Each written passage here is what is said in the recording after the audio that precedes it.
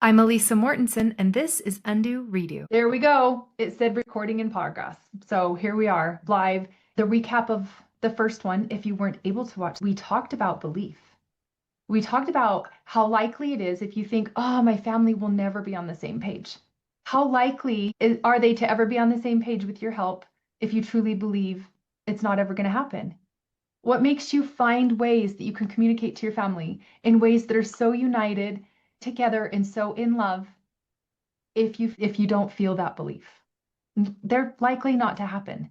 Like if I don't believe that lessening my sodium intake could help my high blood pressure, how likely am I to lessen my blood pressure by not even believing that that's a thing? So we talked about belief in the first one. The likelihood of anything happening in your life that you don't believe is possible. And I want to offer you that miracles happen to me daily now and moment to moment. And it's very important to me that I keep looking for them and stacking them and give more of my efforts to work towards them because it is powerful and because it's working. And because it's not just working for me, it's working for everyone I've talked to, everyone I'm helping through having miracles in their life.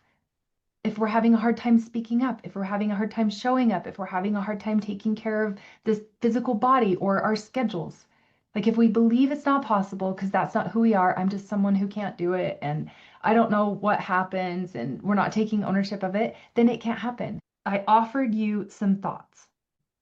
If we believe it's never going to work out, how likely would it ever work out? And if you had months and years of pain, and at any moment it was available to you to turn it around, would you? This is how it's happening. The importance of where we're directing our minds to help heaven, help higher power, whatever you want to call it, make these things happen for us. To bring it into our own lives by doing everything on our side with much effort in order to make it happen. All right. So how much are you giving heaven to work with? I just call it heaven. I believe in God, and that's what I'm going to talk about it. Some people are like, I get a lot of energy from my inner child. Great. That's perfect for you. All right. So I'm going to go through, now that I've gone through the recap, what we're going to do is go through the first 60 seconds of what happens when something like, say there's a dumpster fire that just started around you and it turns you into this inner anxiety, right? That moment that you're like, oh, I feel like I'm going to lose it. These are the tiny little micro resets that we're going to talk about. The first 60 seconds happens inside.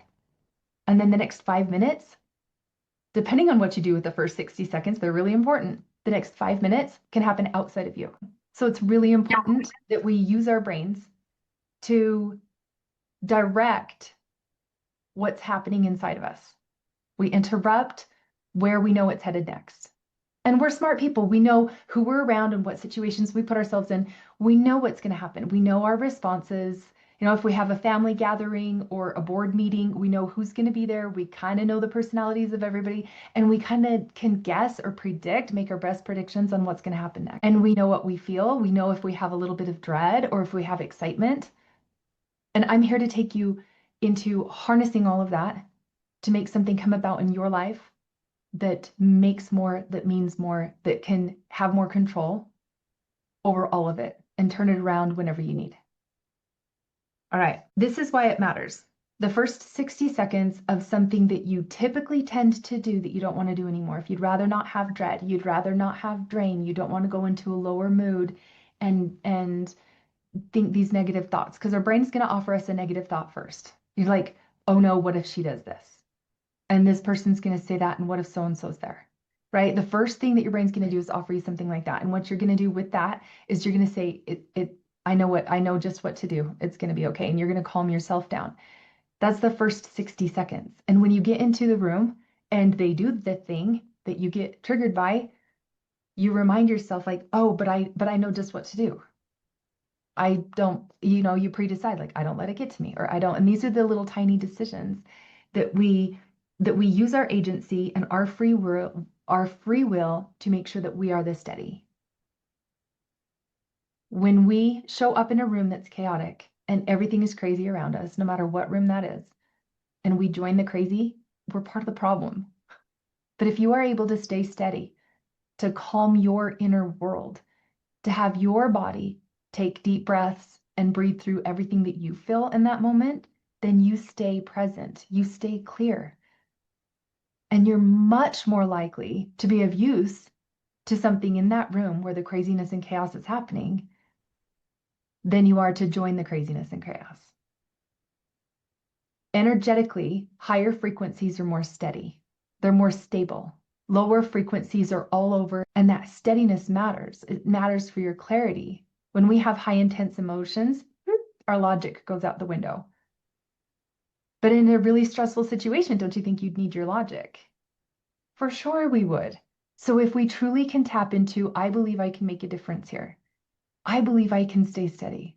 I believe if I practice this enough, this would come naturally to me. It seems so foreign right now. I can't even wrap my head around it. I can't picture it. But if I try each moment, oh yeah, I can do this one little tiny reset. I can do this one little tiny check-in with myself. How am I feeling? Oh, there's anxiousness here. What do I do with this anxiousness? I think I just let it be there, but I'm here. If you have your eyes on anxiousness, you've already far above just letting it run.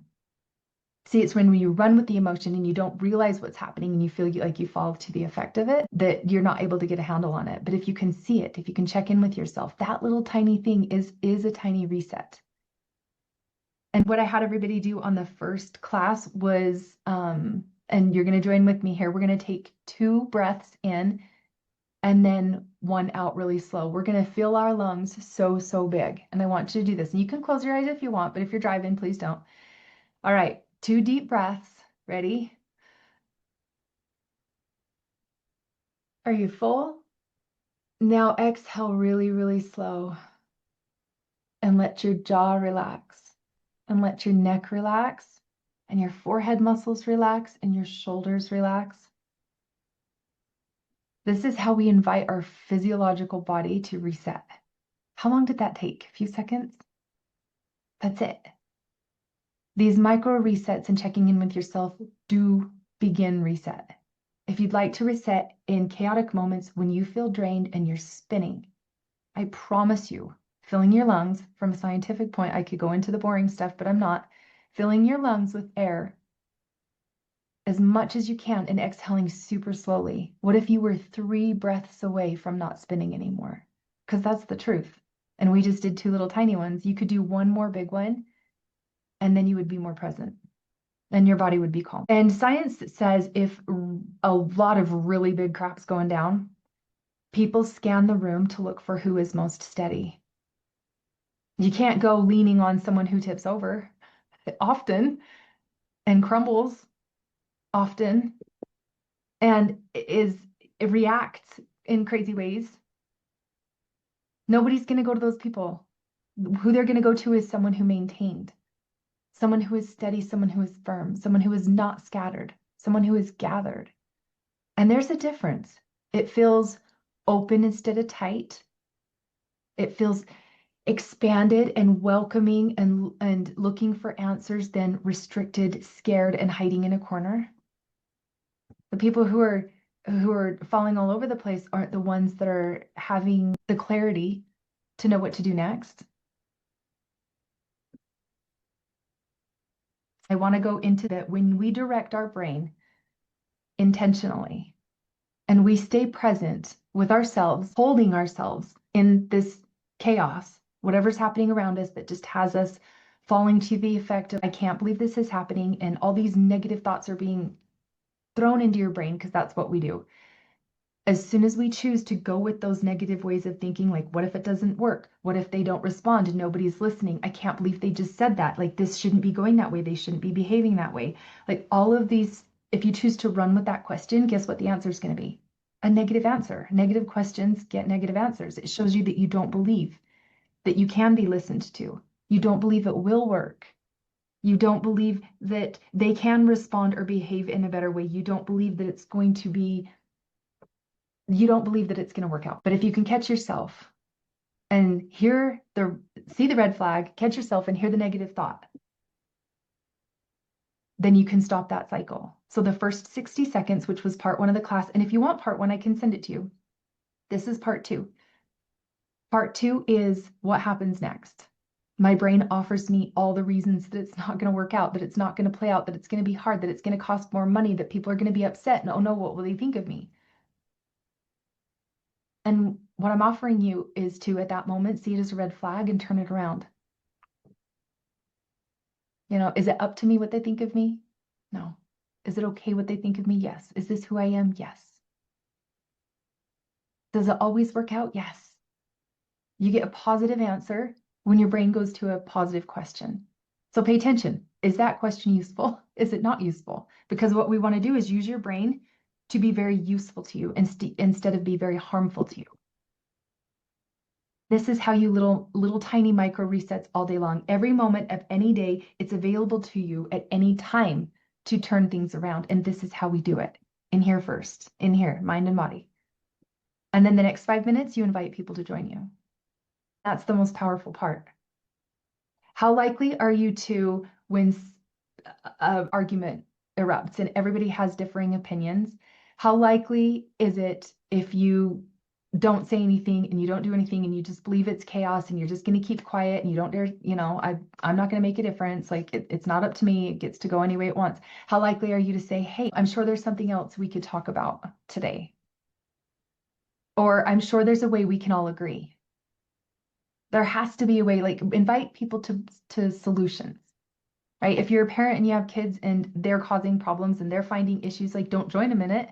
Don't find that they're the issue and that they're causing problems, right? We do tend to revert to like a childhood state where we too have disbelief and we throw fits and tantrums, not thinking we're going to get our way. Like it is a toddler fit. So if we interrupt that and we stay in a more mature level and get out of those emotions, like it's really important for us to stay present. And staying present means everything. So how do we support our belief? Do you believe if you practiced some of the things that I'm mentioning, even just one thing, if you just took one thing that I'm saying and you practiced it often enough, do you believe that if you were practiced, that you could do it every time? Or that you could do it more often than not, or that you could make a difference? Because when somebody's used to overpowering us, or we're used to being the person that doesn't speak up, and we don't yet have evidences of ourselves being able to stand up to or for something, our brains will give us a lot of negative thinking that support that. But if you can wake up every morning and you can say, I believe I can turn things around at any moment when I don't like the direction they're going.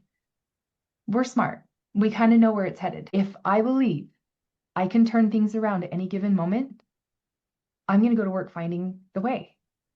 I'm going to maybe try something. I'm going to maybe try 2 things or 4 things instead of, I don't believe this is happening. Why is this even happening? Gosh, this is going to take me forever to get over. I'm going to have resentment. I'm going to, if they don't do this, then I'm going to that. We like premeditated resentments and put things in place that we have to have all these little tantrums we throw when we're so put off that they're throwing a tantrum. We join them. Believe that you can change it. If you don't want to go there, don't. Stop yourself. You're capable of it. Tell yourself it's okay. I got this. Who better than me to handle this? I know these people, whether you're a leader or a parent, I know these people so well. I got this. I've been through worse before. There are so many things you could tell yourself, like, wow, okay, I've been through worse. I can do this. Instead of, oh no, not again. I can't believe this. How can you talk to yourself in a way that nurtures your belief, that helps it grow? I'm trying to plant a seed in your mind that belief is possible, that you do have the power within you at any moment to believe bigger and to change you and invite them along. You draw a line with yourself. You'll start to get sick of your own crap sometimes. You'll be like, oh, I did it again, or this is where I do that same thing over and over, right? At some point, your brain will switch over and offer you a more positive, productive way of thinking, and you won't even want to go into the emotional mess that you used to go into. And that will take the edge off because you'll be sick of your own crap. You'll be sick of how you allowed yourself to go into that lower, judgy, resentful, nitpicky, irritated, frustrated space. And as soon as you see it, you can switch it. Doesn't matter if you've been mad for an hour or you've been stewing over things for a week and you've had this one problem bother you for a while. The second you see it, it's already changed. And then you can take action from there once you see it. The goal is to be able to see it as it's happening, to see the room, see where it's headed, be able to predict, because we're very, very smart, what's happening next, and to interrupt it. That's the goal. How much are you giving your belief a chance to grow, a chance to nurture? If it's just a little tiny seed and you stick it on a rock, it's going to die from the sun. If you stick it in the grass, I mean, it might grow something, it might get choked out, but if you're careful with it, if you can see it and get your eyes on it, that's the sun, that's the water, those are the nutrients that it needs to be able to grow. And belief gets you there. Belief makes it so. Belief actually changes everything because then your actions align with it. I know if I didn't believe it was possible for me to connect with my teenage son because that's just who he is, we'll never really have a relationship, he's just that way, I would have left it at that. And I could tell you right now that makes me want to cry because what happened is I didn't give up on that. I believed that if I became the person that was safe to talk to, that if I became the person that loved him regardless of his grades, chores, whatever he was doing, I believed so big that he would respect and listen and not fight back and not push back and want to help and want to be present and want to be part of the family. Same with my daughter when she pushed us away. The reason I teach this is because I've lived it. I've lived with kids pushing me away and estranged. I've lived with leadership where people don't show up and overseeing projects that people aren't getting done. I've lived this life. That's why I teach this.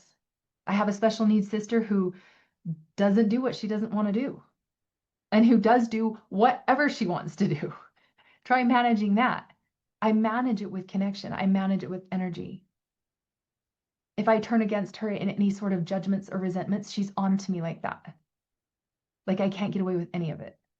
And it has taught me how to align myself in a really true fashion to be so engaging and so inviting and so loving that she cooperates with me just because we have that kind of connection and relationship, and she can be honest with me and she can tell me truly what she's really feeling, and I can her too.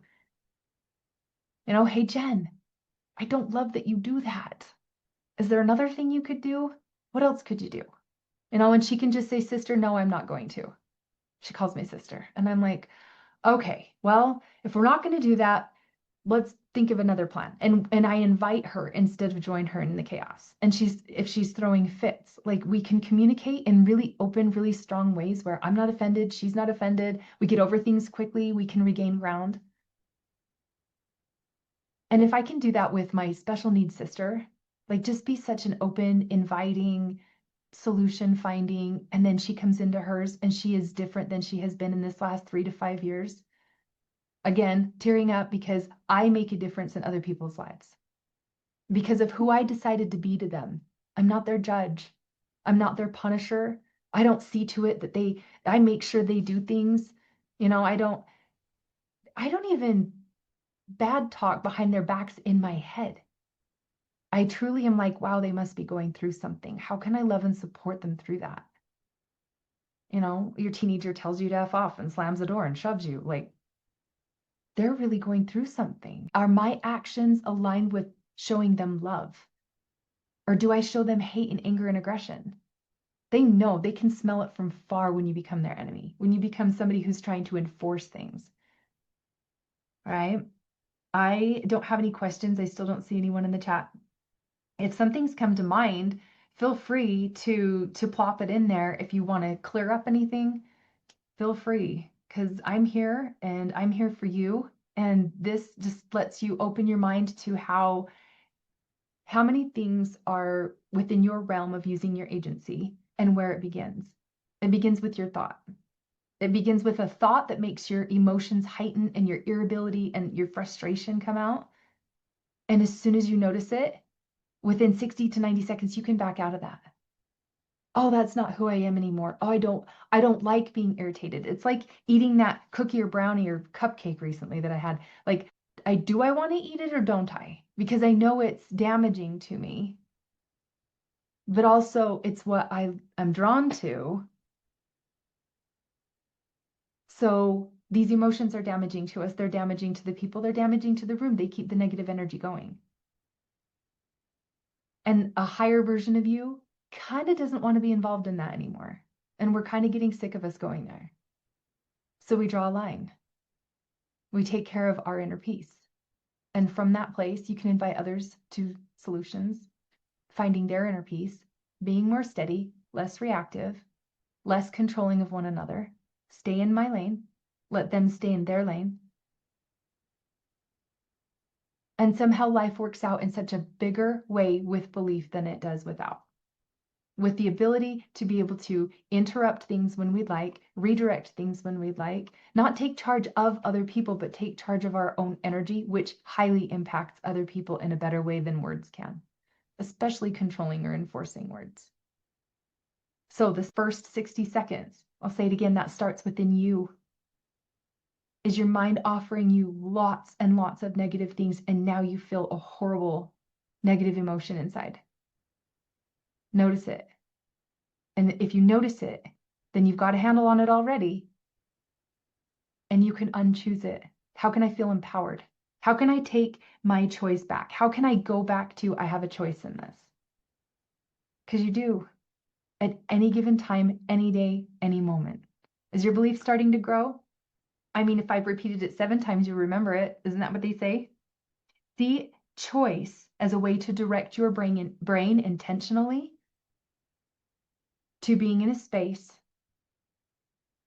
that allows heaven to join you with intention and effort into making miracles happen in the lives of others and in your own life. In your own life first, and then in the lives of others. This is how it works. This is how it happens. And it doesn't happen with a huge long thing that you need to get up and do every day that takes 4 or 3 hours and a big long talk and let's rehash this and family meeting, everyone, get in the living room. It doesn't have anything to do with that. It has to do with you resetting yourself and being in such a higher steady frequency that it invites everyone else to also be in a higher steady frequency eventually. They're going to have their patterning. But once they kind of cue into, and it might take months. I mean, what if somebody doesn't notice for 6 months? Can you hang in there? Do you have the belief to hang in there that you could make a difference if you stayed steady enough, even if you lost it a bunch, but you could stay steady enough to make a difference, enough to be noticed, enough for them to let their guard down, to not feel threatened by you, to not think that you're either going to fight or run away? Fight or flight's real. Like we'll either close down and not say anything and have resentment, or we speak up too much and we hurt people. But there's this middle ground where you're steady and you're calm and you don't go there in your head. And that is the best presence. That is where heaven is. That is where miracles are made. So if you take these little tiny moments, these little tiny micro moments, and you use them all day, every day, just moment to moment, I got this moment. Maybe you don't have the next 10 moments, but then you got another one, deal. If you can have 3 moments, 2 moments, even 1 a day, I recommend 7. 7 seems to be my favorite number. It's a number of perfection. But if you were 3 breaths away from not spinning, 3 breaths away from resetting yourself, 3 breaths away from owning your space, owning the room, changing the tone, I'm telling you it's possible. And I'm excited for you to practice. I want you guys to reach back out to me. Give me some feedback on this. Find me on social media, or if you have my number, text me and be like, I loved it when you said this part, because that reaffirms to me what's catching on to people, what I can expound on. I would love it if there was any questions. I will be sending this to people who maybe weren't able to join us, and along with the number 1, this will go into my vault and people will be watching it from here on out. So if I can make it any better, then let me know. It would be really nice to know like what you went with and what you decided to try and what little tiny micro moments you're going to have from here on out and what you chose to make your belief in this possible, and how you grew that belief and how you stepped into it and started to use it and it got stronger. Those are the reps in the gym, my friend, the mental reps that it takes to make miracles happen. First, you have to believe that you can make miracles happen and that miracles will happen. I stack them in my day. They're daily now. My brain, there was somebody at Easter that said, hey, I found a quarter.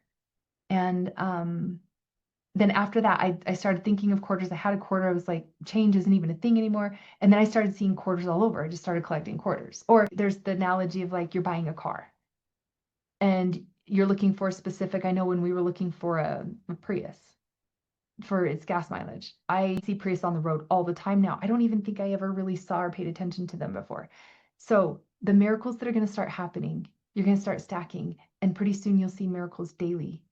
You are so much more useful in your life with a higher energy of collecting miracles than we are leading with what's wrong in the day, leading with problems, leading with poor health. We are so much more effective believing that we have everything that we need to heal ourselves, to repair, to make sure we get what we need, to invite others to do the same, and to love and to stay steady. I promise you these are where miracles are made. And if I didn't have hundreds stacking, I also have 100 failures. I don't know if you saw that. I've got a jar full of like, these are my failures. But that is not what I focus on anymore. Those are actually proof that I'm still in this. And those are proof that I'm still, regardless, still here, still steady, still saying it, still doing it.